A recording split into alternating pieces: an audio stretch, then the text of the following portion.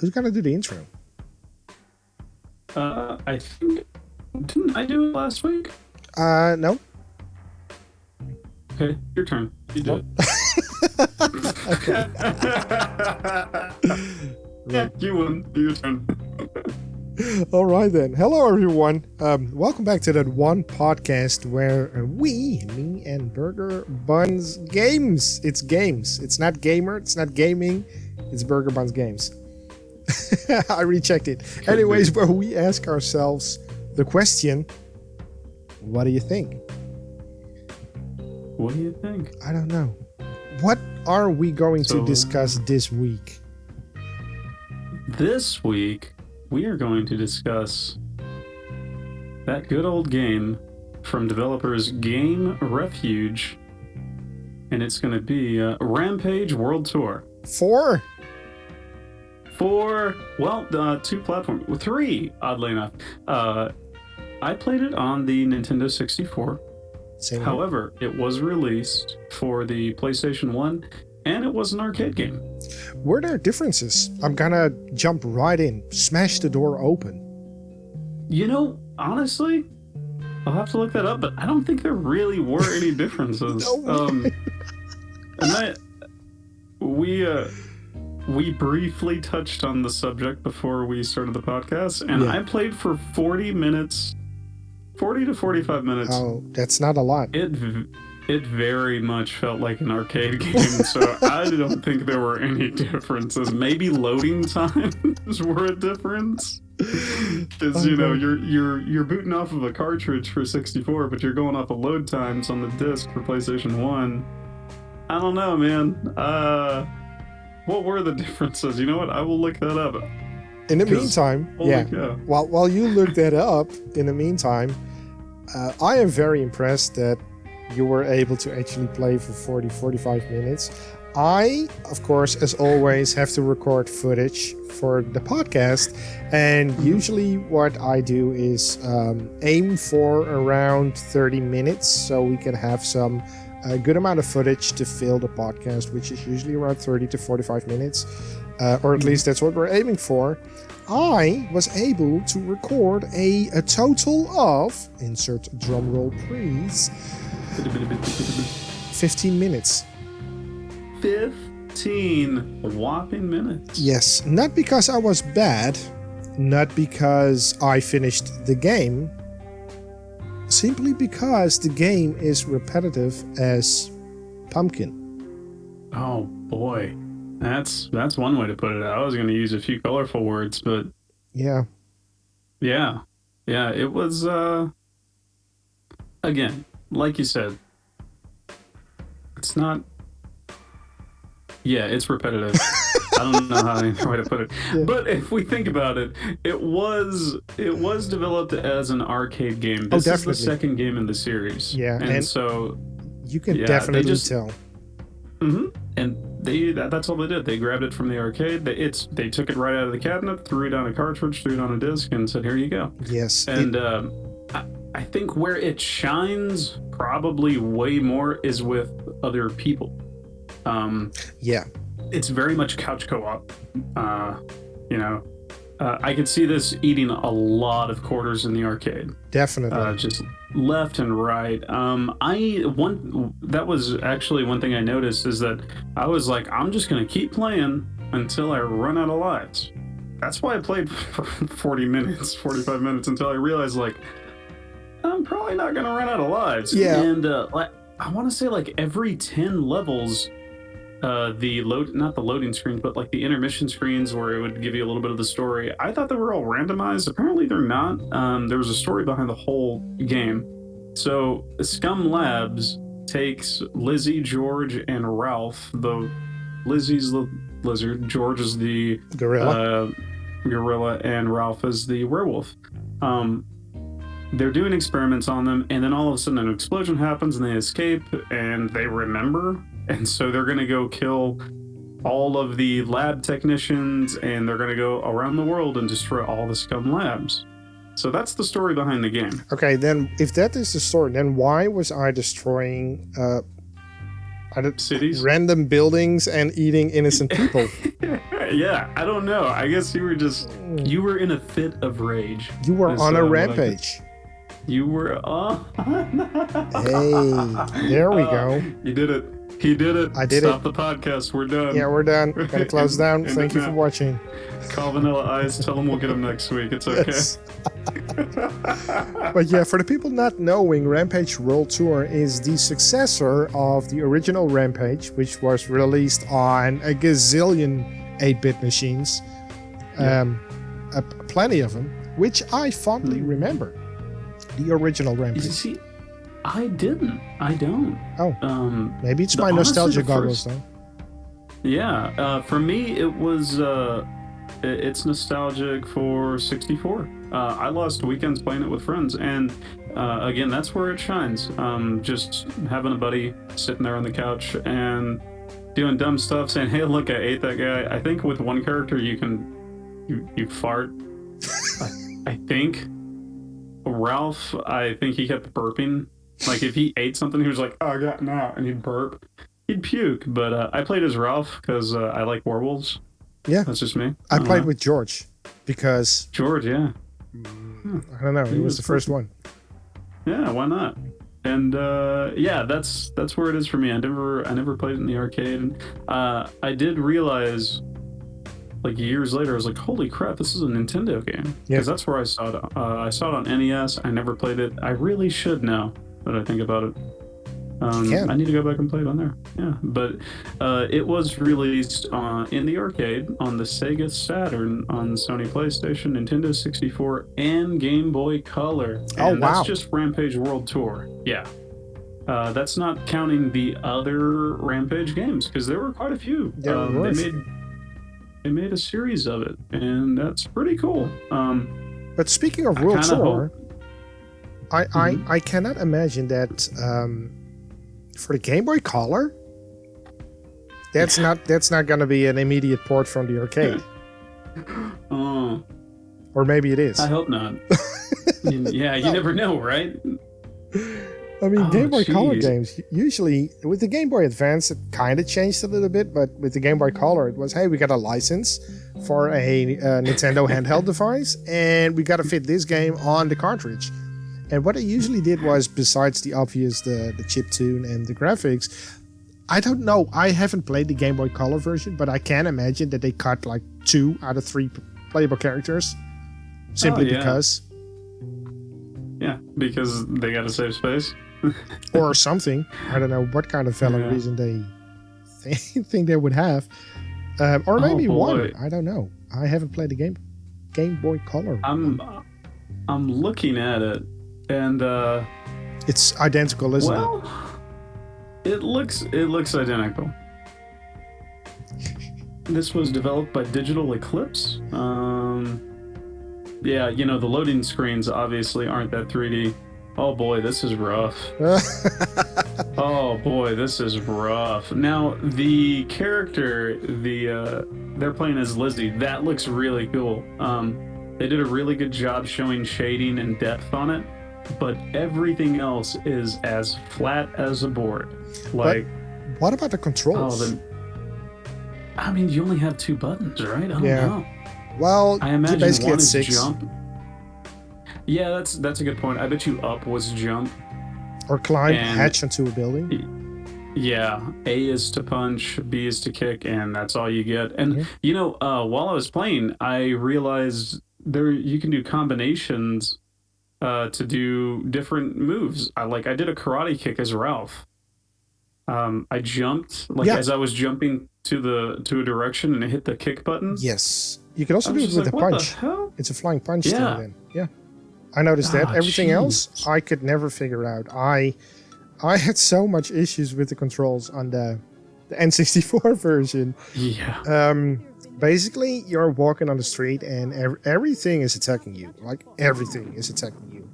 Oh my gosh! Soldiers, lab people, helicopters. Later levels. People. Yeah. People in general. Guys with a jetpack. UFOs. Those were the worst. The jetpack dudes. Because fire hurt you so much. And they were always out of range.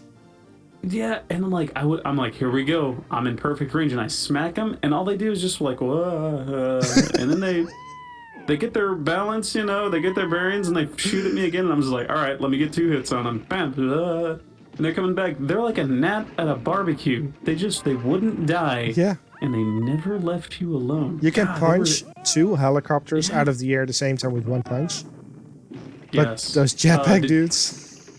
What was the hardest enemy that you faced? I Because that's think the one thing I noticed. You fought a UFO? Well, it looked like a UFO or a spaceship kind of thing. Oh, okay, yeah. I fought a, yeah, it was like a space shuttle? Something like that, Rob. Yeah, maybe. I don't know. Yeah, man. I wonder if we fought different stuff, because that'd be kind of cool to see. The tanks were kind of a pain in the butt. Yes. Because you need to get close to kick the tanks, and they take a few kicks, but they shoot. I mean, the shrapnel, they shoot in your whatever. They hurt, and they have a kickback. Yeah, they do. And there's no like 2 or 3 seconds of invulnerability when you get back up. You know what I mean? So where the character blinks or something because you're invincible for a second because you're trying to, you know, regain your bearings or launch or whatever. No, you get hit by the tank, you stand back up, you get hit again, you get knocked down again. I was just like, no, this tank is spamming the attack key. This is beautiful. I cannot believe it. You're sounding a little bit like a robot right now. Oh, it's affirmative. He's trying to abort. No. It's because I'm getting so angry about being on a rampage. We are having some connection thingies. Your screen is a little bit, well, it's I think it's a little bit better now. We just had a hiccup. It might be. I don't know. I'll call Vanilla Ice. He works for Discord. He works for Amazon. Yeah. And Verizon and I mean, isn't he basically invented the internet? Let's be honest. Come on. I think so. Al Gore tries to take credit for it. I don't know why, but it was all Vanilla Ice. They said, Mr. Ice, we have computers. We need you to make it more ice. He needs to make it more ice. And he did. He said I'm on. So yeah, hopping back into the game. The premise of the game is you are dumped in a city and you need to destroy all buildings. And by doing so, you need to stand next to a building on the side of either side, left or right. And there's people inside, police officers, people throwing stuff, somebody smacking you in the nose. You have to press up. If you're not in the correct spot, you won't attach yourself to the building. So I had some issues with that. But once you get attached to the building, you need to smash. You need to break windows or use that other button so you can, at least I bumped my ass into it so an entire floor gets damaged. Yep. All in a while you need to dodge bullets, which you cannot because you're attached to a building. So the only thing that you can do is move up and down, smack the helicopters, hope you hit them, eat people that are hanging out of the windows, and every time you smack a window, there's a chance that some sort of power-up appears, like food for health, computers so you can electrify yourself, something dirty so you can puke, that happened too, something burning. And points. Oh gosh, and points. I didn't even think about the burning. And also those signs, like hotel signs with neon. Yeah. They're blocking your way upwards, but if you hit them, you get electrocuted. Yep. Man. Yep. Huh. Oh boy. What a game. So about 5 stages in, I realized like, oh boy, this is repetitive as heck. Yeah. All right, let's focus on something else. So I started trying to find, all right, what power-ups are going to do what? What's going to give me strength? What is this for? So I just started smashing the windows. I didn't figure out until like a solid 10 to 12 stages in that you could kick the building to take out an entire floor. Yeah. I was just like, God dang it, I am so dense. what's going on? And then there, if you get that one-story building where you jump on it and it's kind of like a trampoline, Excuse I me, didn't what? realize that there is a one-story building, just a building with one floor, and if you Yeah. jump on the roof, Oh. you get a steel beam and it acts like a trampoline. You start Oh. bouncing on it. Did you not Okay. see those? No. Well, yes, but the thing is, I smacked them, and I saw Yeah. the steel beam on top, and I just kept smacking, and then they got destroyed. And I was like, hey, that's cool. I never jumped on top of the building. Well, see, at least you destroyed it, because I was just like, oh, okay, well, that's what that's for, and I left it. I didn't destroy it. I didn't realize if I kept jumping like 3 more times, it would destroy it. So there were some stages where it was like 99%, and I was like, that is bull crap. I hate everything. And 15 stages in, I realized, oh, that's where I'm going wrong. Yeah, so, you know. Yeah, I think some of the things I didn't like about the game were just like me not realizing what to do in the game. It was a user error, Well, almost of it. sometimes I had some stages where it was like, hey, 70% destroyed, and I was like, I'm not done. There's buildings on the right side. Why did it end? Yeah, I don't know if there's like an invisible timer or something. You only get like a minute on the stage, or a couple of minutes. But yeah, I started realizing that the stage would end if you see the 3 fighter jets go by your screen. Yep.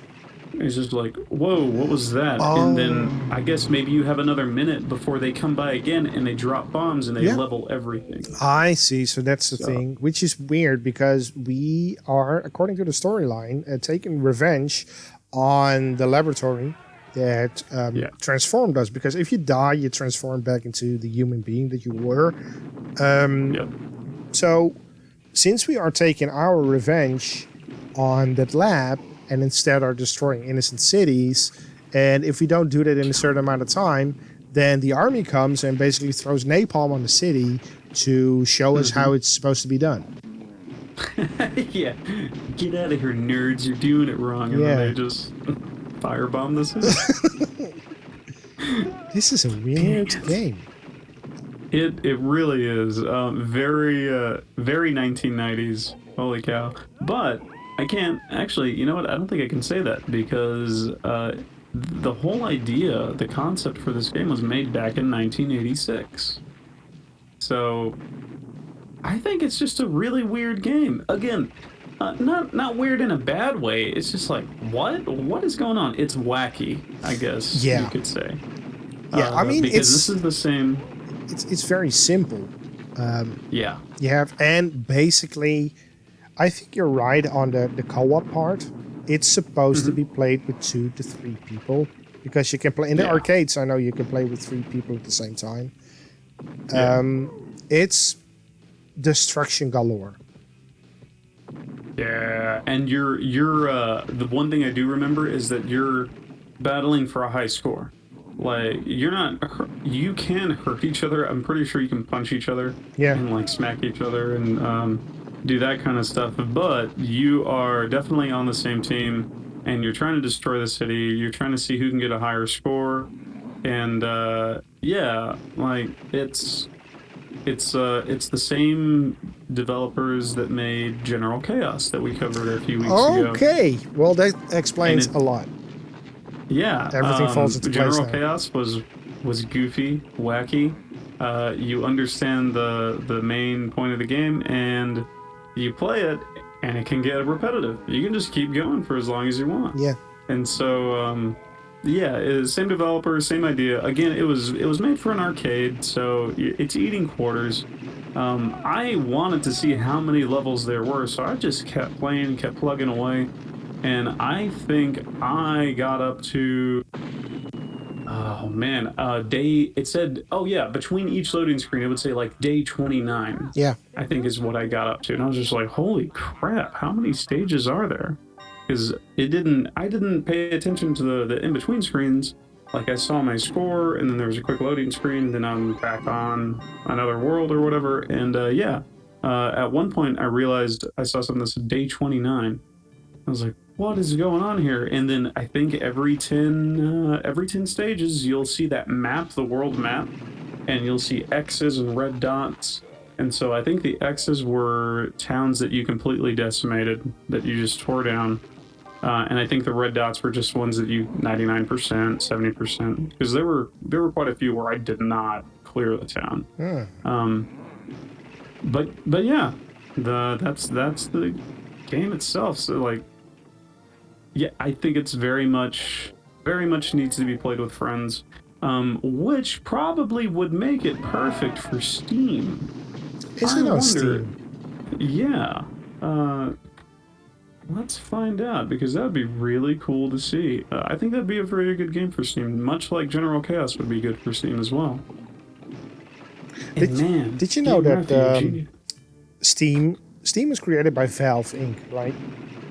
Yeah. And it wasn't called Valve Inc. All the time. That just happened because that little image at the beginning, the bald guy with the valve in the back of his neck. But they were known as V Inc., and the V stood for vanilla, and ink wasn't ink but ice. So, yeah, I guess what I'm just trying to say is that Steam basically was created by the company called V-Ice, and that changed it to Valve Inc. And, you know, that's where he's making millions upon millions. So really, we have Mr. Ice to thank for this. Yeah. Mr. V-Ice. Mr. Gabe and Ice. Yeah.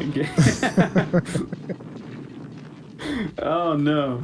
And, you know, I'm pretty sure he made a killing off of all of that real estate that was destroyed in Rampage World Tour. It's basically an advertisement for his real estate company. Agency.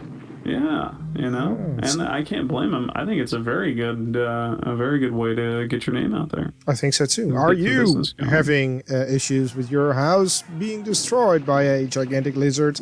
Call me, Mr. Ice. Yeah. Oh man, I kind of want to go back and play as Lizzie, because I wonder what the differences are now.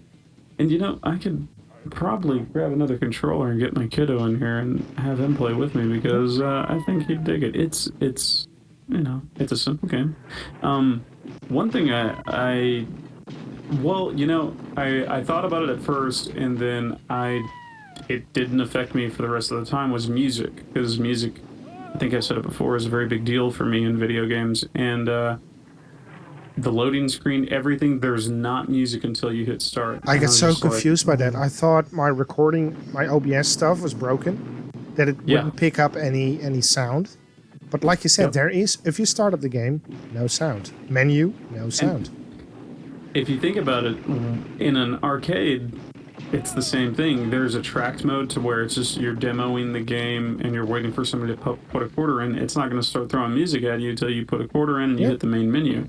Then it throws a simple tune at you. But yeah, so I thought that was going to be a problem for me, because there's been a few games that I don't mind that only have like one or two tracks, but usually I hate it. Bubble Ghost, did not mind it.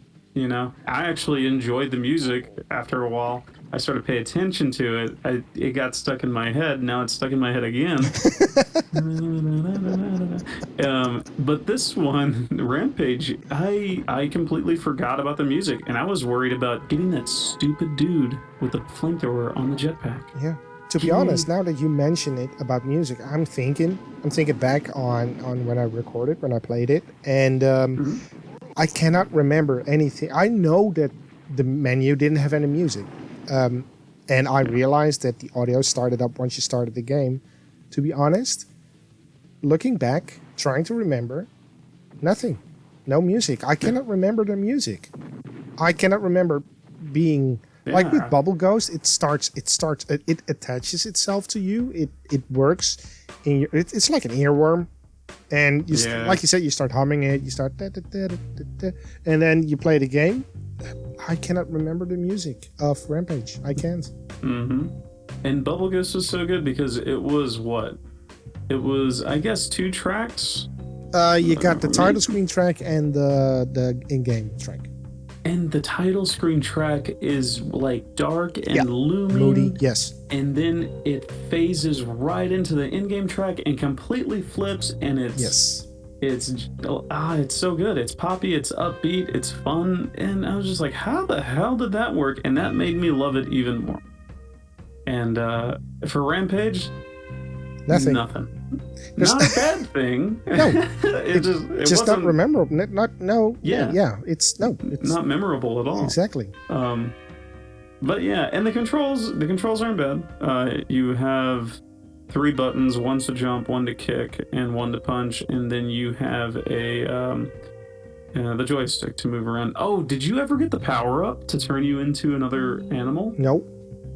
There were 3 barrels, and there was like this pink ooze. There were 3 yellow barrels. There were like biohazard signs on it, and there was pink ooze just around it.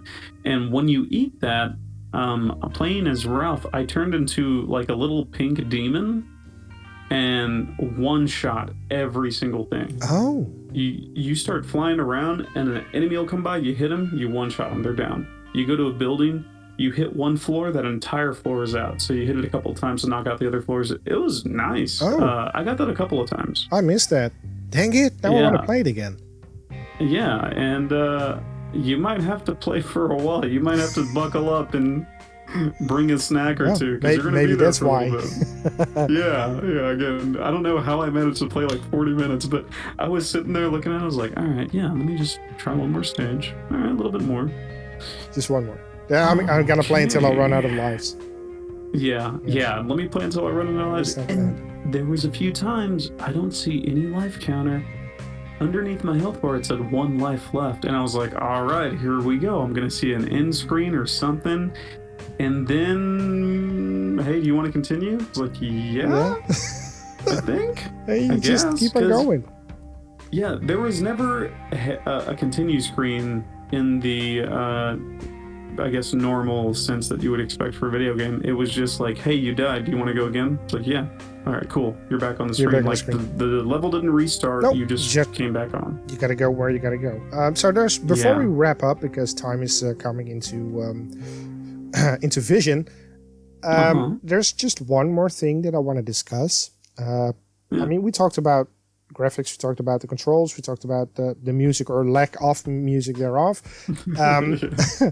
We basically covered what we think is everything about the game. There's only one thing, which is probably the most important thing of this game. You have said earlier that there are in between levels some sort of scoring thing. What's with that nurse? Or scientist? I mean, she's fine, but she takes those positions. Suggestive position. Well, yeah. The first time I saw it, I was like, oh, that's gonna be a thing.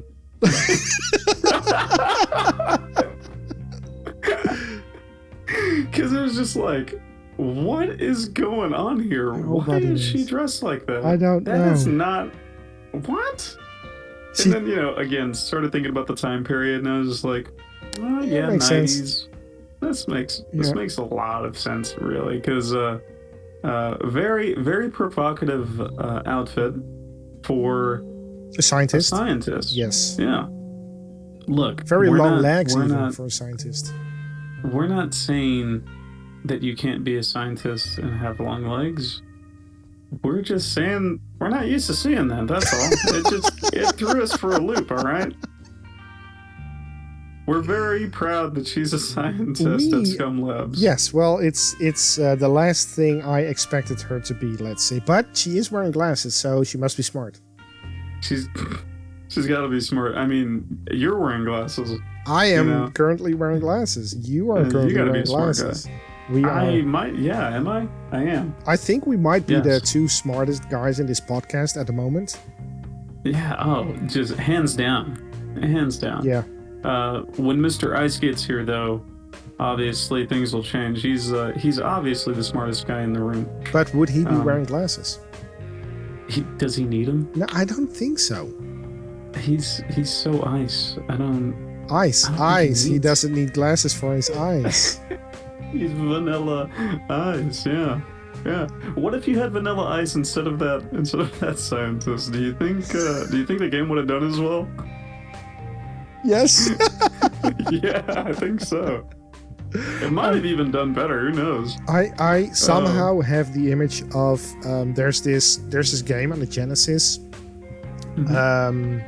Monster House, with that green dude.